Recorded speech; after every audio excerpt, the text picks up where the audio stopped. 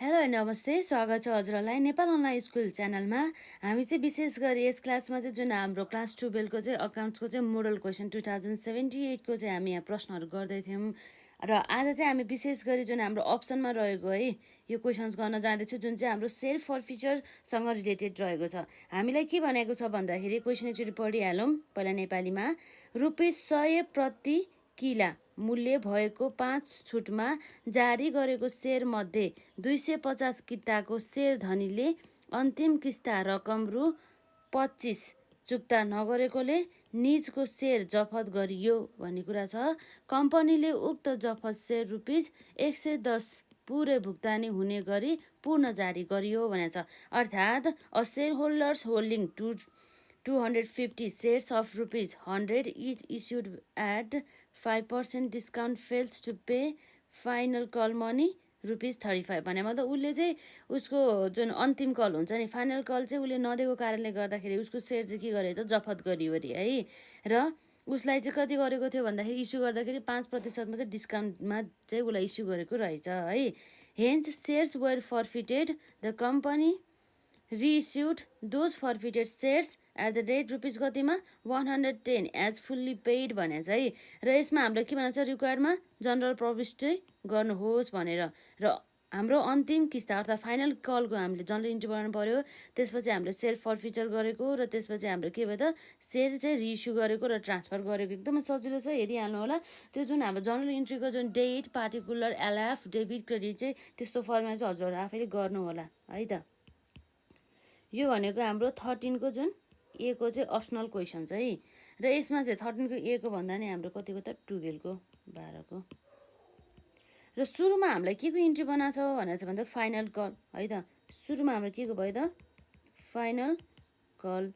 Final कलमा पनि हाम्रो सुरुमा एउटा इन्ट्री हुन्छ मेड ड्यू गरेको त्यसलाई हामी के भन्छौँ भन्दाखेरि यसरी share final call account debited है। फाइनल कल एकाउन्ट डेबिटेड भनेपछि उनीहरूको कति थियो त जम्मा किता भनेको 250 र फाइनल कलमा उनीहरूले मागेको रकम भनेको कति हो ₹35 भनेपछि कति भयो 250 माइनस हाम्रो माइनस भन्दा नि मल्टिप्लाई भयो माइनस मल्टिप्लाई बाई 35 भनेपछि कति हुन्छ त 250 मल्टिप्लाई बाई 35 गर्दाखेरि हाम्रो 8750 बराबर है त।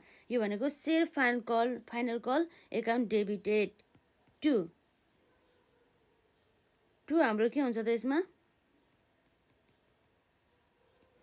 टु अब हाम्रो यसमा के हुने भयो त भन्दाखेरि सेयर क्यापिटल एकाउन्ट है।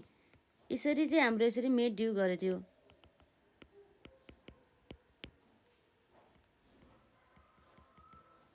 बिङ के भयो त भन्दाखेरि सेयर फाइनल कल मनी है त मनी मेड के हो त हाम्रो ड्यू गरियो। अब कल मेड ड्यू भनिसकेपछि अब यसमा हाम्रो के होला त मनी मेड ड्यू भयो। ड्यू भइसकेपछि अब हाम्रो यसमा बाँकी भनेको जस्तै अब हाम्रो क्यास रिसिभको केसमा उसले के गर्यो भन्दाखेरि पैसा नै दिन सकेन अरे भने मतलब यहाँ भनेको छ टु पे फाइनल पे उनीहरू चाहिँ के भयो त टु पे फाइनल पे चाहिँ उ गर्नको लागि चाहिँ ऊ के भयो फेल्स भयो है। Fails to pay final call भन्छ 35 रुपियाँ चाहिँ उसले दिन सकेन अथवा दिएन अरे है उसले फलो पनि गरेन होला। र अब यो चाहिँ अब के हुन्छ त अब हाम्रो सेयर क्यापिटल अकाउन्ट डेबिट हो त हाम्रो यसमा डेबिट होइन। यसमा हाम्रो के हुनु भयो त पैसा आउने केस हो नि त त्यही भएर चाहिँ हाम्रो ब्याङ्क हुन्थ्यो पैसा आएको भयो तर हाम्रो पैसा आएन त्यही भएर हामी के भन्छौँ कल्स इन एरियर भन्छ है त। यो के भयो त कल्स इन एरियर्स अकाउन्ट कतिले 8750 ले टु हाम्रो के को पैसा आउनु पर्ने थियो सेयर फाइनल है सेयर फाइनल कल अकाउन्ट 8750 अब यसरी आयो भनेपछि हाम्रो के भयो त बिङ सेयर फाइनल कल है त फाइनल कल मनी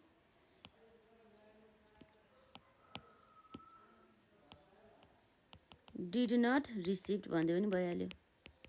अब रिसिभ भयो त हामीले अनि एलटमेन्ट के अरे हाम्रो जुन फाइनल कल मनी चाहिँ आयो भनेर भन्थ्यौँ है। अब सेयर फाइनल कलको चाहिँ हामीले भयो, अब फाइनल कल भएपछि अब यसको के गर्दै सेयर जफत गर्यो भने चाहिँ सेयर फर्फिचरको कुरा आउँछ। जस्तै हाम्रो नम्बर 2 मा के भयो त,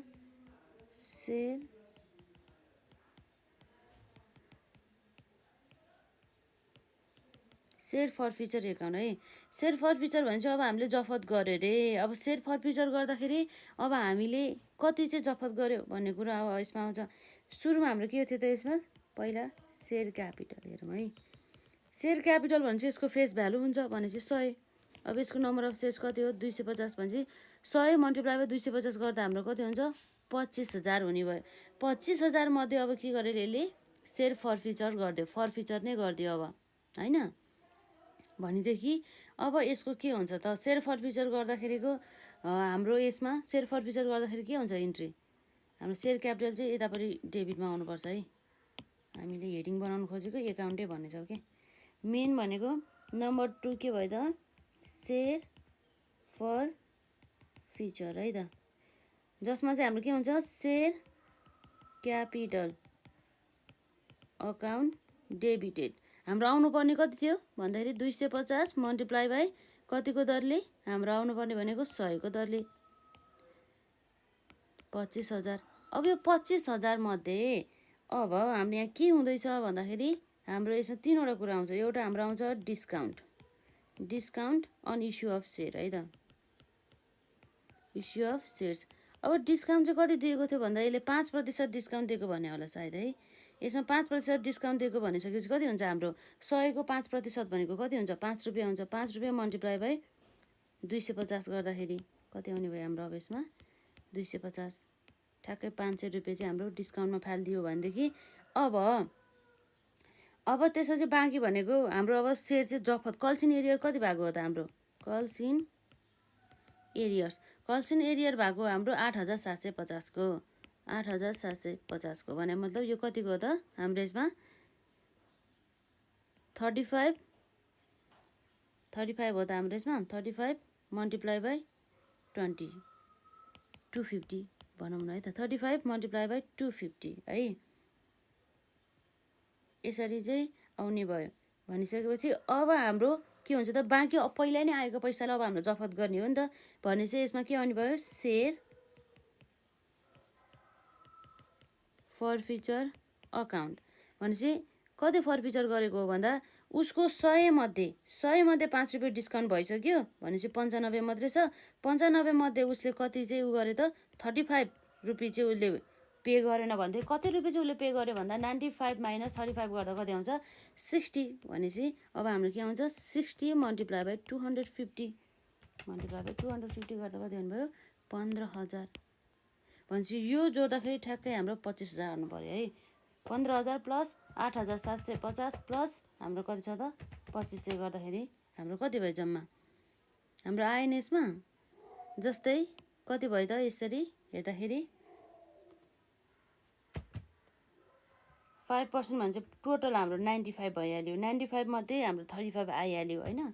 35 मल्टिप्लाई बाई 250 गरेर 8,750 भनेर र त्यसपछि अर्को हाम्रो बाँकी भनेको कति हो त यसै अन्तर्गत भनेपछि हाम्रो 5 × 250 यो चाहिँ हाम्रो 1250 हुनु पनि 500 मात्र लेखेछ नि त हैन। 1250 भनेपछि 25,000 आउनु पर्यो भनेपछि 1250 प्लस 8,750 प्लस 15,000 गर्दा कति आउँछ 25,000 ठ्याक्कै मिल्यो नि त हाम्रो हैन।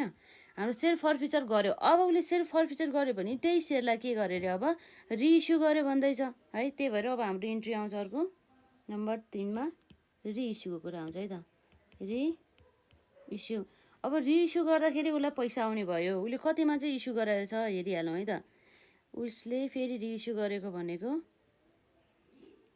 110 रुपियाँमा रहेछ है। 250 सेयर्सलाई फेरि उसले 110 मा फेरि के गर्यो त रिइस्यु गर्यो भनेदेखि उसलाई पैसा कति आउँछ भन्दा ब्याङ्क अकाउन्ट डेबिटेड भनेपछि हाम्रो number of shares 250 multiply by उसलाई पैसा कति आएर 110 को दरले भन्छ कति हुन्छ हाम्रो 250 मल्टिप्लाई बाई 110 गर्दाखेरि हाम्रो 27,500 आयो है।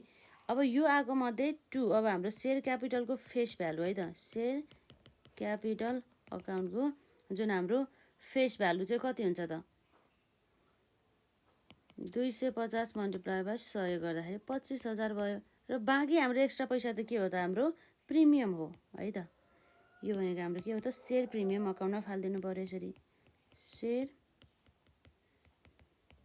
प्रिमियम अकाउन्टमा हामीले यसरी के गर्नु पर्यो फाल्दिनु पर्यो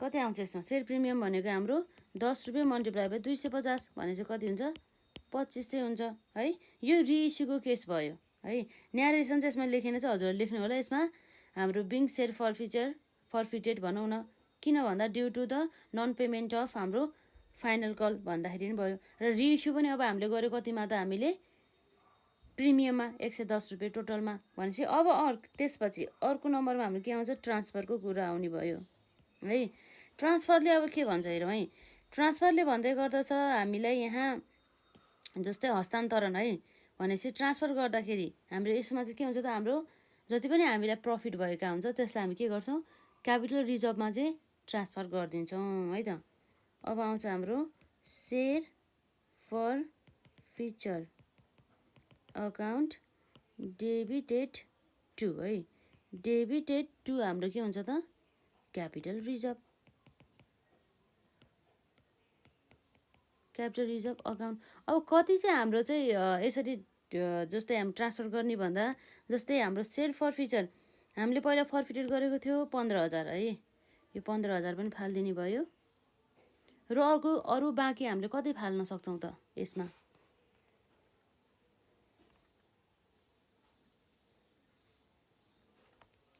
लगभग हाम्रो के त भयो त 15,000 नै फाल्न सक्ने भयो है त बिङ हाम्रो gain on the forfeiture of share transfer to the capital reserve यति नै इन्ट्री रहेको छ है यति गऱ्यो भनेदेखि हाम्रो 5 मार्क्स आउने भयो है त र अर्को थियो हाम्रो क्वेसन छ जसमा चाहिँ हामीले जनरल इन्ट्री बनाउनु पर्ने हुन्छ for the purchase of the assets and the issue of the shares थियो हामी पछि गरौँला